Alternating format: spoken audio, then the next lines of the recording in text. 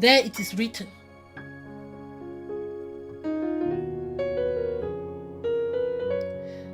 And say to the people of the land, thus says the Lord God to the inhabitants of Jerusalem and to the land of Israel, they shall eat their bread with anxiety and drink their water with dread, so that their land...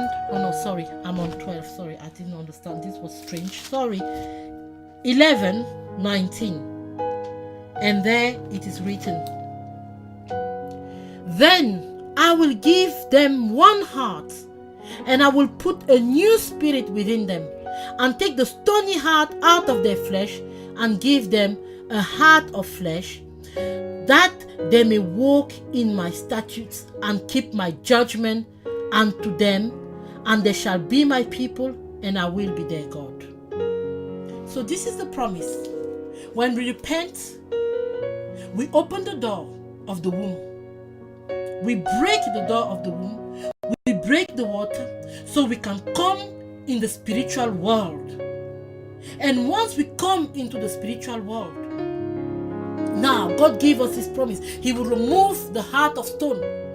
Because before we were operating with a heart of stone, He will remove the heart of stone and He will give us a heart of flesh. A heart that will push us to follow His commandments. Now you do not start struggling with your own strength, but now the Spirit of God is carrying you in the water. And the Spirit of God is helping you to do the things that you couldn't do before. The Spirit of God starts leading you. He starts teaching you. The Bible says that the Spirit will teach us all things. It will not be head knowledge anymore, because you can read the whole Bible from cover to cover and still not know God, and not having a spiritual understanding of the Bible. But when you come to God, He starts teaching you from day one. When you read the Bible, He explains to you what the word you're reading means. He shows you the way. He guides you. He guides every step of your life as you give Him your life continually, as you walk in holiness, as you walk in obeying His commandments, as you walk in humility. He starts leading you, and this is how you experience the new birth. You start from one identity, the identity of the prodigal son, the identity of Jacob, and you come to the identity of Israel. This is the new birth. And my brothers and my sisters, I really want to encourage you for those who are born again, to hold fast to your salvation. Seek the Lord daily. Continue in prayer and supplication. Continue in fasting. Continue in worshiping. Obey the word of God. And for those who do not know Him, this is an invitation. Come to Him today. Come to Him. He's waiting for you. The promise is for you and for your children. It's not only for some people. The promise is for you. Jesus said, those who have believed in me will perform all the miracles that I have done. In my name they will cast out demons. They will heal the sick. They will open the eyes of the blind. The lame will walk. This is also an inheritance. This is also our inheritance. So as you are hearing this word today, my brother and my sister, do not harden your heart. If you haven't given your life to Jesus, give your life to Him. Go in your room and cry out to Him. I'm talking to anyone. I don't want to know if you go to church. I don't want to know if you are an elder, if you are a pastor. If you haven't experienced the new birth, go in your room, cry out to God. Tell Him about your life, the way you have been living so far, and ask Him for forgiveness, and He will open the door of His Spirit to you, and you will now be born of the Spirit. You will be born again, because we must be born again in Jesus' name. Be blessed, my brothers and my sisters. We're gonna listen to a song, and we're gonna come back with the second part of this, which will be in French. God bless you as you are listening, as you are following us in Jesus' name. Just listen to this song. Just listen to this song again. It's You, Lord. In French, it's called It's you, Lord, that my soul seeks. So just listen to it. God bless you.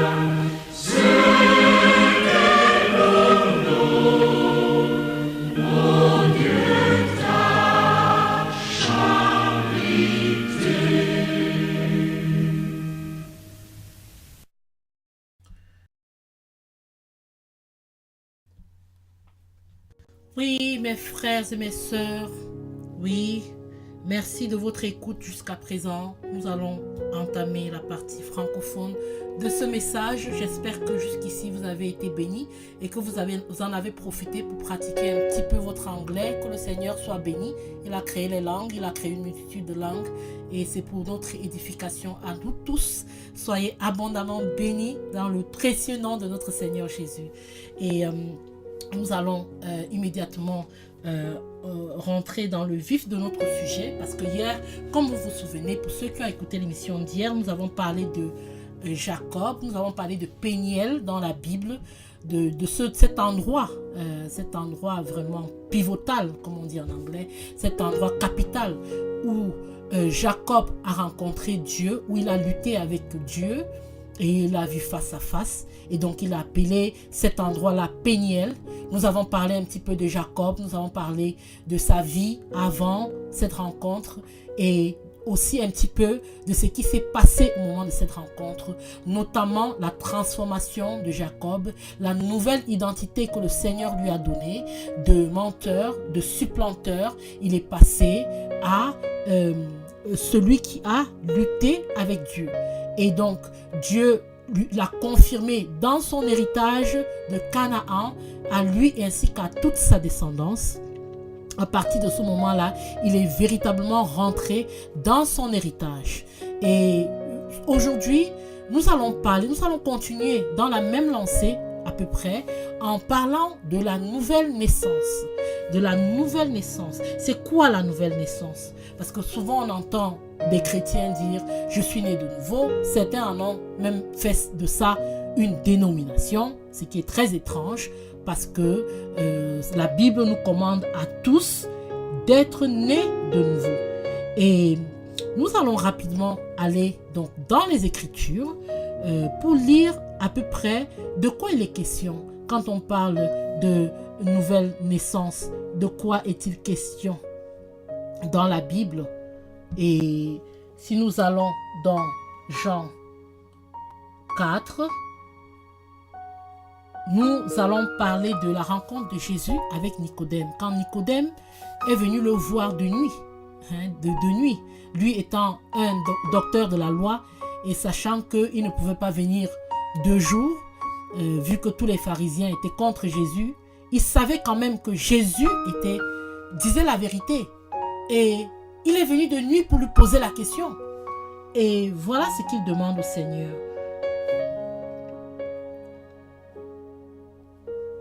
Donc nous sommes dans Jean, chapitre 4. Le Seigneur sut que les pharisiens... Pardon, chapitre 3, sorry. Mais il y eut un homme d'entre les pharisiens nommé Nicodème, un chef des Juifs qui vint, lui, auprès de Jésus de nuit et lui dit, « Rabbi, nous savons que tu es un docteur venu de Dieu, car personne ne peut faire ces miracles que tu fais si Dieu n'est avec lui. » Jésus lui répondit, « En vérité, je te le dis, si un homme ne naît de nouveau, il ne peut voir le royaume de Dieu. » Nicodème lui dit, « Comment un homme peut-il naître quand il est vieux? Peut-il rentrer dans le sein de sa mère et naître? » Jésus répondit, « En vérité, je te le dis, si un homme ne naît d'eau et d'esprit, il ne peut rentrer dans le royaume de Dieu. Ce qui est né de la chair est chair, et ce qui est né de l'esprit est esprit. Ne t'étonne pas que je t'ai dit, il faut que vous naissiez de nouveau. Le vent souffle où il veut, et tu entends le bruit, mais tu ne sais d'où il vient ni où il va. Il en est ainsi de tout homme qui est né de l'esprit. » Je vais m'arrêter à ce niveau-ci, au verset 8, mais on peut continuer franchement jusqu'au verset 20. Voilà, jusqu'au verset 20. Et je vous invite à lire tout le chapitre d'ailleurs. Vraiment, ici nous voyons que Jésus dit à Nicodème, il faut naître de nouveau. Il dit, il faut naître de nouveau. C'est un prérequis. C'est une condition sine qua non pour rentrer dans le royaume des cieux. Parce qu'il dit encore au verset 5, en vérité, je te le dis, si un homme n'est né d'eau et d'esprit, il ne peut rentrer dans le royaume de Dieu. Ce qui est né de la chair est chair, et ce qui est né de l'esprit est esprit. Parce que comme je l'ai expliqué un peu plus haut en anglais, quand nous naissons de la naissance naturelle, physique, nous sommes d'abord dans le ventre de notre mère.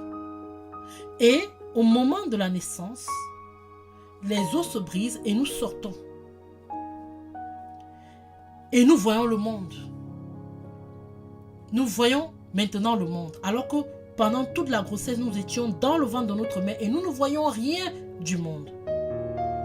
Nous pouvons faire cette analogie avec la naissance nouvelle. Parce que c'est la naissance de l'esprit. Parce que nous sommes comme dans le ventre du Seigneur. Notre esprit est dans le ventre. Et il attend d'être né. Il attend de pouvoir naître dans l'esprit. Parce que Jésus-Christ a dit, ce qui est de la chair est chair. Nicodème a demandé, mais comment un homme peut-il naître quand il est vieux? Est-ce qu'il doit retourner dans le sein de sa mère? Oui, il avait raison de poser la question parce que si on vous dit qu'il faut que vous naissiez de nouveau, mais vous n'allez pas comprendre. Parce que nous comprenons avec notre intellect. Nous comprenons avec la sagesse humaine. Nous comprenons avec la religion. Tant qu'on n'est pas né de nouveau, on comprend avec la religion. On comprend avec la sagesse humaine, l'intelligence. On ne comprend pas avec la sagesse de Dieu. On ne comprend pas les choses spirituelles. Et c'est pour ça que Jésus lui dit, si un homme n'est né d'eau et d'esprit, il ne peut entrer dans le royaume de Dieu. Ce qui est né de la chair est chair. C'est-à-dire que notre naissance physique, c'est la naissance de la chair. Ce qui est né de l'esprit est esprit. La nouvelle naissance, c'est la naissance de l'esprit. C'est la naissance qui nous ouvre la porte sur le monde de l'esprit de Dieu. Parce que tant que nous sommes dans la naissance charnelle, tant que nous sommes dans la vie charnelle, nous ne connaissons pas les choses spirituelles. Nous connaissons les choses matérielles, ce que nous pouvons toucher, ce que nous pouvons palper. Mais nous ne comprenons pas la sagesse divine. On peut même, je dis bien être même pasteur, être même ancien de l'église. mais ne pas avoir connu la nouvelle naissance. Parce que c'est une naissance de l'esprit. Il y en a qui font des études de théologie pour devenir pasteur, où ils sont enseignés le grec ancien, le latin, l'hébreu. On leur enseigne les versets bibliques, on leur enseigne les contextes historiques et tout ça. Mais tout ça ne reste que de la connaissance intellectuelle. Donc, ils peuvent vous prouver différentes choses dans la Bible par des passages qu'on aura pris parce qu'on a étudié, mais pas parce qu'on a eu une expérience de nouvelle naissance avec le Seigneur qui a ouvert notre esprit à la connaissance divine.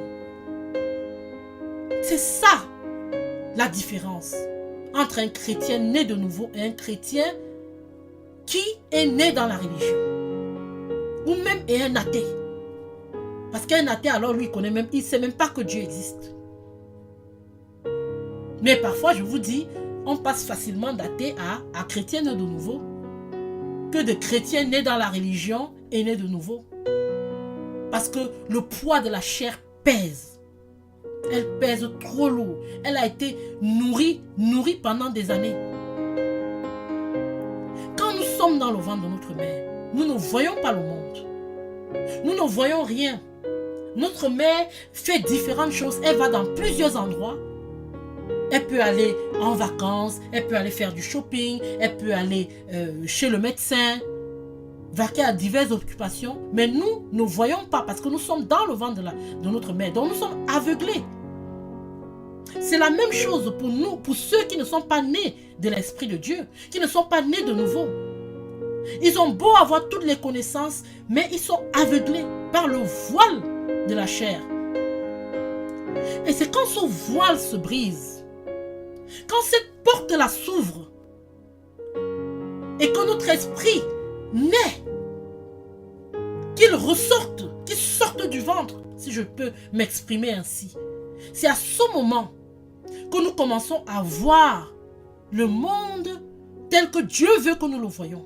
Le monde selon l'Esprit de Dieu. Nous commençons à palper les choses spirituelles. Nous commençons à ressentir les choses spirituelles. Jésus a dit ce qui est de la chair est de la chair et ce qui est de l'esprit est de l'esprit. La chair est opposée à l'Esprit de Dieu.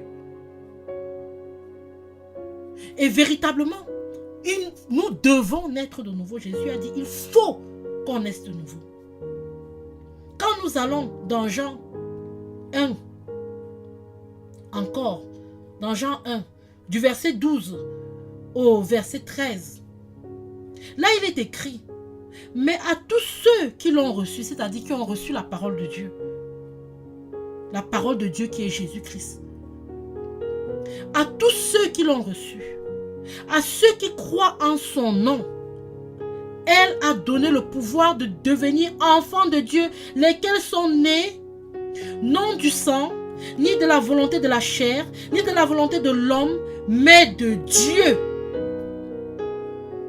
Donc à tous ceux qui l'ont reçu, tous ceux qui ont accepté la parole de Dieu, en naissant de nouveau, elle leur a donné le pouvoir de devenir enfants de Dieu. Donc ça veut dire que quand on est né de la chair, nous avons un acte de naissance. Et sur notre acte de naissance, il est écrit enfant d'eux et enfant d'eux.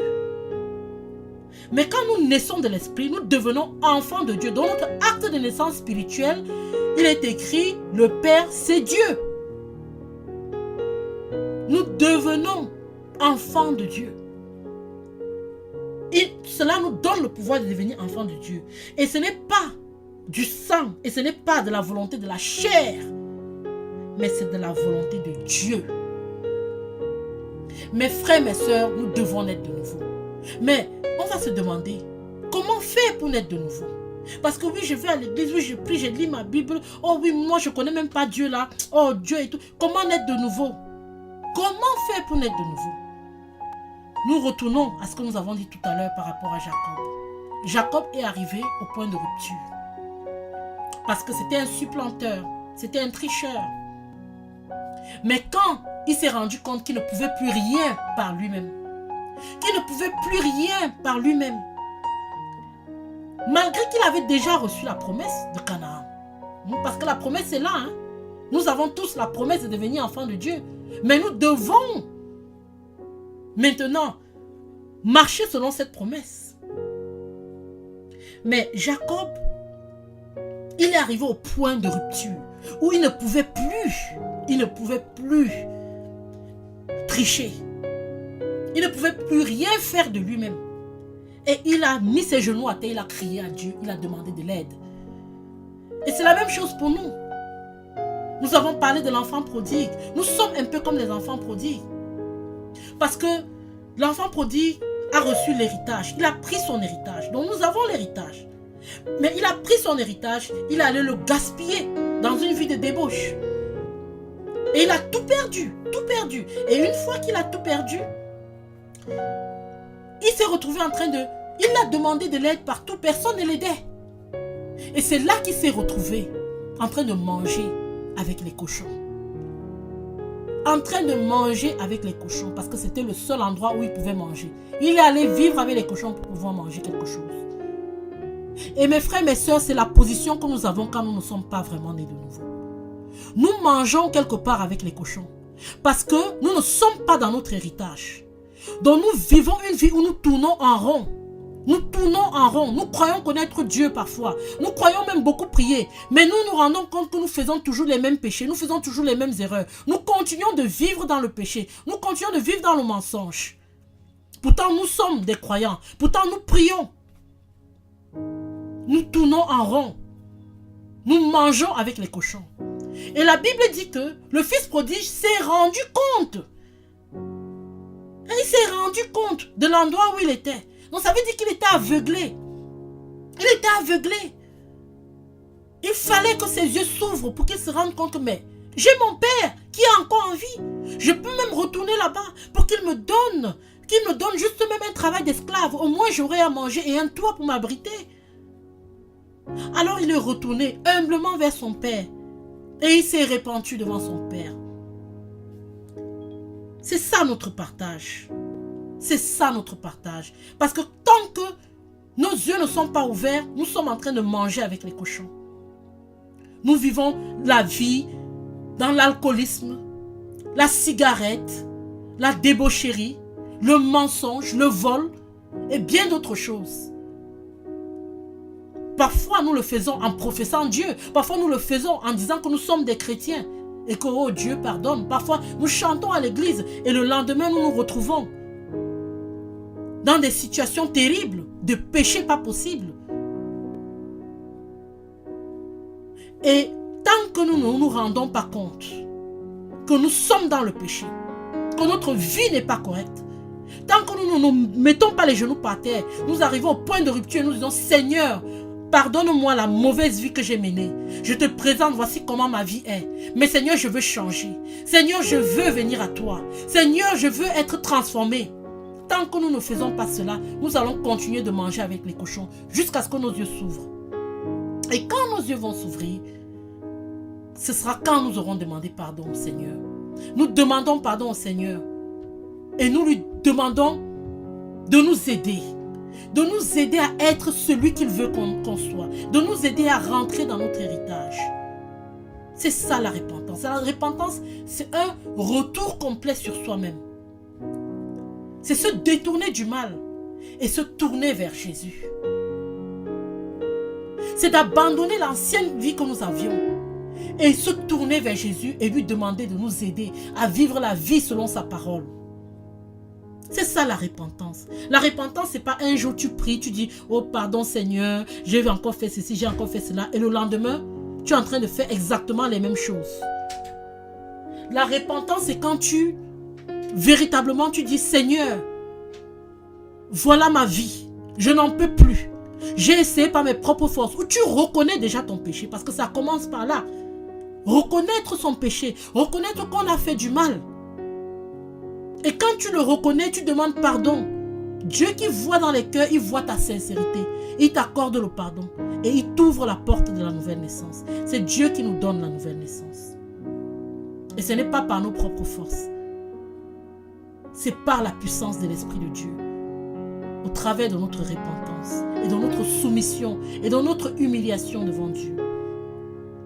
Alors mon frère, ma soeur qui m'écoute, si tu n'as jamais fait de repentance, je veux dire de véritable repentance, si tu n'es jamais vraiment venu devant Dieu pour lui dire à quel point tu es désolé de la vie que tu mènes, que la vie que tu mènes, tu ne n'en veux plus, que tu ne veux plus de cette vie-là, parce qu'il faut la haïr.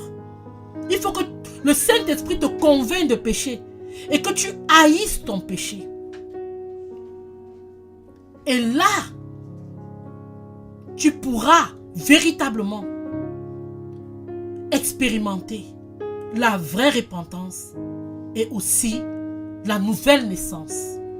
Je t'encourage, mon frère, ma soeur, toi qui m'écoutes.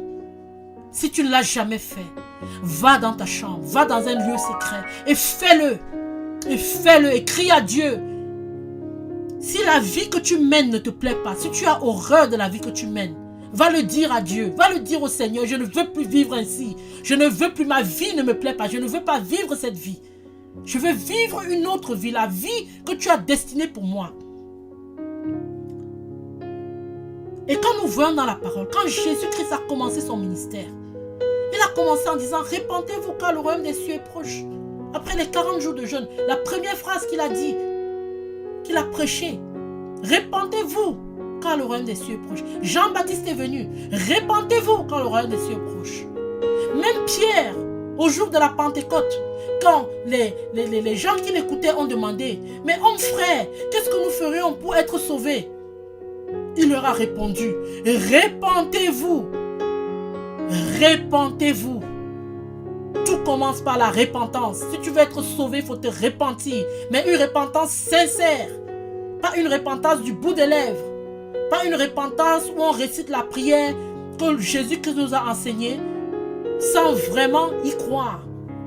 On dit juste pardonne-moi mon péché. Mais où vraiment on se sent désolé. On se sent triste à cause de son péché. On sent qu'on a fait du mal à Dieu. On sent qu'on a offensé le Seigneur. Et on se répand véritablement. Oui, notre cœur doit être déchiré. Et là, le Seigneur voit que nous voulons vraiment changer de vie. Parce qu'il faut que nous ayons horreur de notre vie. Il faut que la vie que nous avons menée jusqu'à présent nous fasse horreur. Et là, nous allons recevoir la visitation du Seigneur. Nous allons le rencontrer. Mon frère, ma soeur, je t'encourage cet après-midi. Pour ceux qui ont donné leur vie à Christ, continuez, persévérez dans la foi, restez dans la prière, dans le jeûne, dans la sanctification. Continuez. Et pour ceux qui n'ont pas encore expérimenté la nouvelle naissance, je vous encourage, répentez-vous. Demandez pardon à Dieu. Vraiment, demandez-lui pardon de tout votre cœur. Si vous l'avez fait une fois et que vous êtes retourné en arrière dans votre ancienne vie, il n'est pas trop tard pour revenir au Seigneur et lui dire pardon. Pardon Seigneur. J'ai choisi ma propre vie, mais ça ne m'a rien apporté. Et je ne veux plus de cette vie. Je veux marcher avec toi à partir d'aujourd'hui. Et quand nous faisons cela, mes frères et mes sœurs, véritablement, le Seigneur rentre en nous. Notre esprit prend vie. Notre esprit naît. Le Seigneur change notre cœur. Il change notre cœur. Comme c'est écrit dans Ézéchiel 11, mais aussi dans Ézéchiel 36. Il arrache le cœur de pierre. Et il nous donne un cœur de chair. Un cœur qui va entendre sa voix et qui va obéir à sa parole. Ça veut dire que nous commençons à opérer dans la vie spirituelle. Nous commençons à marcher selon l'Esprit de Dieu. Nous commençons à avoir le désir de lire la parole, avoir le désir de prier, avoir le désir de chanter des louanges pour l'Éternel. Ce n'est plus des obligations. On ne le fait plus parce qu'il faut le faire. On ne le fait plus parce que il faut prier, il faut lire. Mais on le fait, ça commence à devenir un plaisir. On commence à être content à chaque fois qu'on entend un enseignement, à chaque fois qu'on lit la parole, à chaque fois qu'on prie.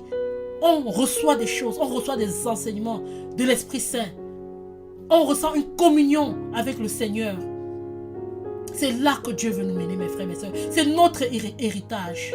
C'est notre héritage. Ne le laissons pas pour aller manger avec les cochons. Ne laissons pas le bel héritage que Dieu nous a réservé. Et n'oublions pas la promesse, la grande promesse, que nous allons vivre avec lui éternellement. Que nous le verrons face à face. Nous nous asseoirons à la table du roi quand il reviendra ou au moment où nous allons mourir. Nous serons avec lui pour l'éternité. À l'endroit où il n'y a plus de pleurs, à l'endroit où il n'y a plus de cris, à l'endroit où il n'y a plus de mort, il n'y a plus de maladie, où ce n'est que la plénitude. Demandez un peu, regardez un peu les témoignages de ceux qui sont allés au ciel et qui sont revenus. Eux tous ils vous disent, je ne voulais pas rentrer, mais Dieu m'a dit rentre. Ils disent toujours, je ne voulais pas rentrer. Parce que c'est là la vraie vie. N'oubliez pas, mes frères, mes sœurs, nous sommes sur la terre en pèlerinage. Nous sommes en voyage sur cette terre. Notre vraie vie est là-haut, auprès du Seigneur. Préparons-nous à sa rencontre. Préparons-nous à la rencontre de Dieu. Allons tous à Péniel, là où nous verrons Dieu face à face. Mes frères, mes sœurs, allons tous. Courons vers lui. Courons. Parce que en lui est la vraie vie.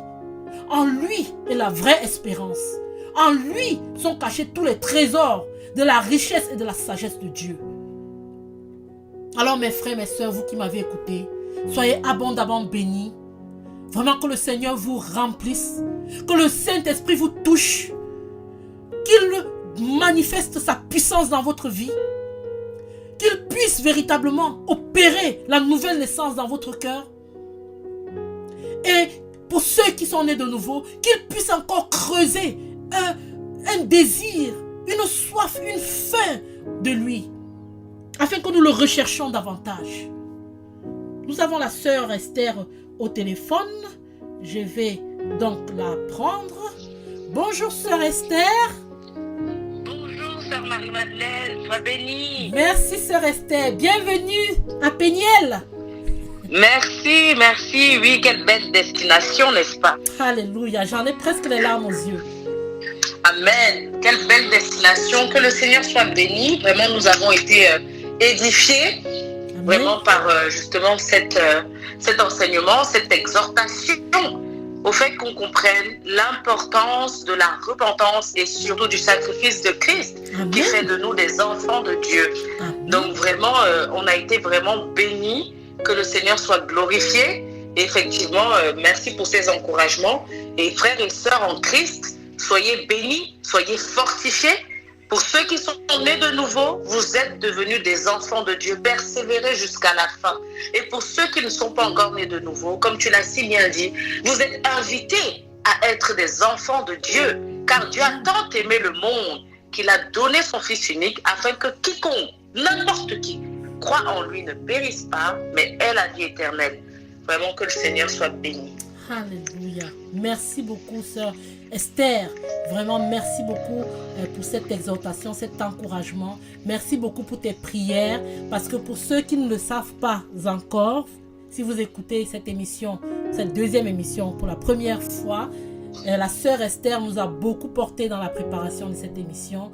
Elle a été vraiment, elle est en fait dans l'émission en fait, même si on ne la voit pas forcément prendre le micro tout le temps, elle est là, elle est très présente et que véritablement le Seigneur bénisse son ministère, qui continue de la conduire vraiment sur son chemin. Sœur Esther, merci beaucoup pour ton intervention, ça nous a vraiment bénis.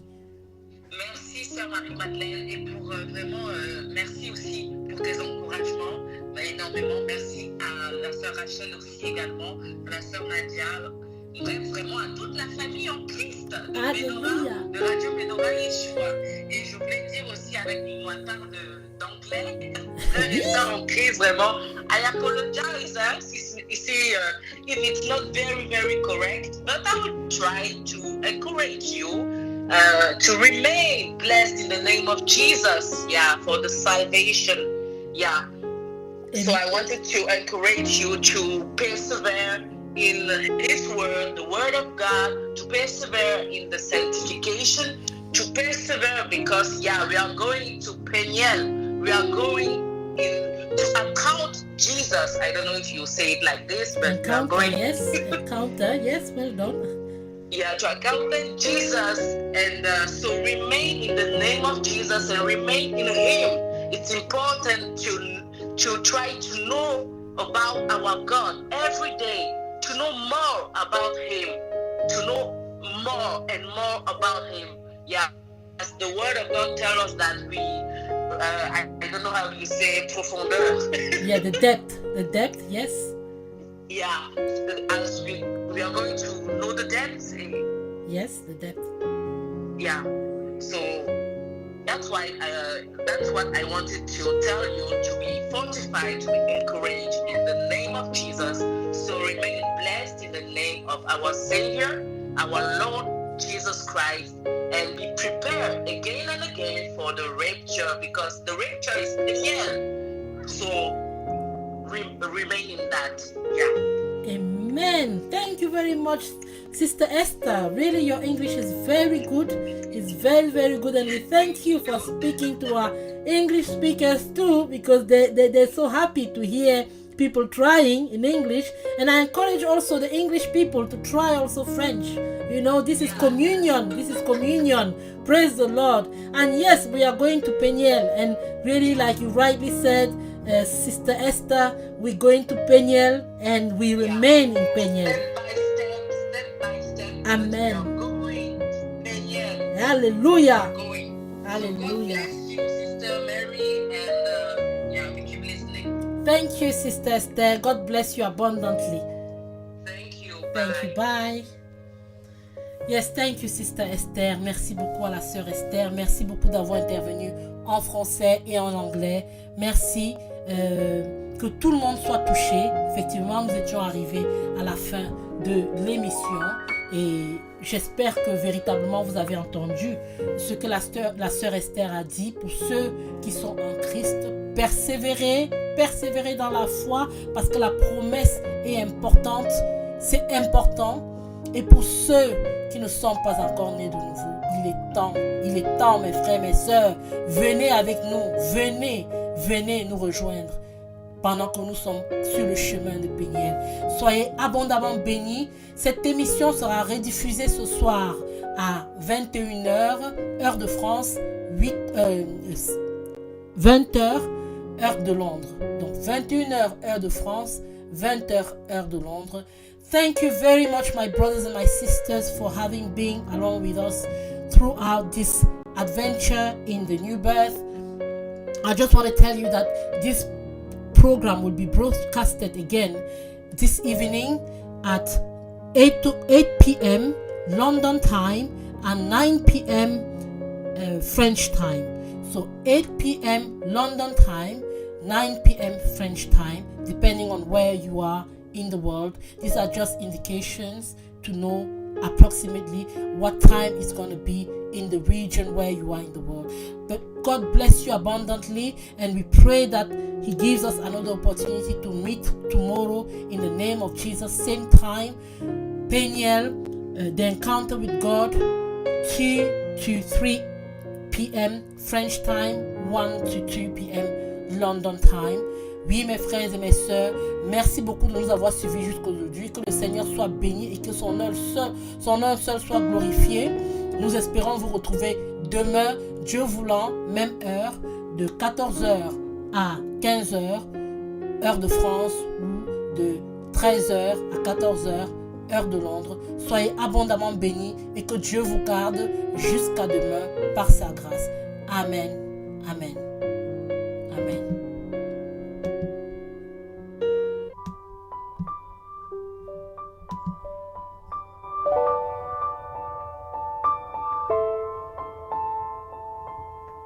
This is the story of a brother who slept and woke up in Foreverland.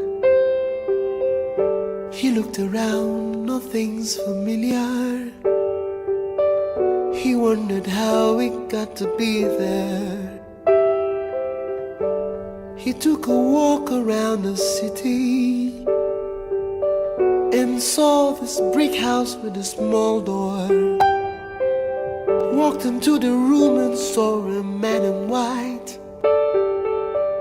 Must be an angel, so he said. Mr. Angel, I'm a stranger, don't know what's going on. The last thing I remember was I slept last night. This is a border town that takes you where you get a crown. Must have head of heaven where you came from. Only those whose name I find written in this book of life will forever be in paradise. Is your name in this book of life? Is your name in this book of life here? Is your name in this book of life? Is your name in this book of life here? Da, da, da, da, da, da,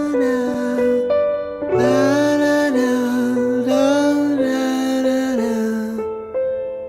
Flipping the pages of this great book, this brother gave a cursory gaze. He saw the names of prophets, saints and martyrs who kept the faith and won the race. But he said, Mr. Angel, where is my name? Can you tell me what is going wrong? I'm a pillar in my local church, give the offerings and the tithes, feed the poor and have myself a good name. Is my name in this book of life? Is my name in this book of life here? Tell me, is my name in this book of life? Is my name in this book of life here? Unforgiveness lurks within your heart. Some folks that you will never let go. Little foxes and secret faults will bring surprises on that final day.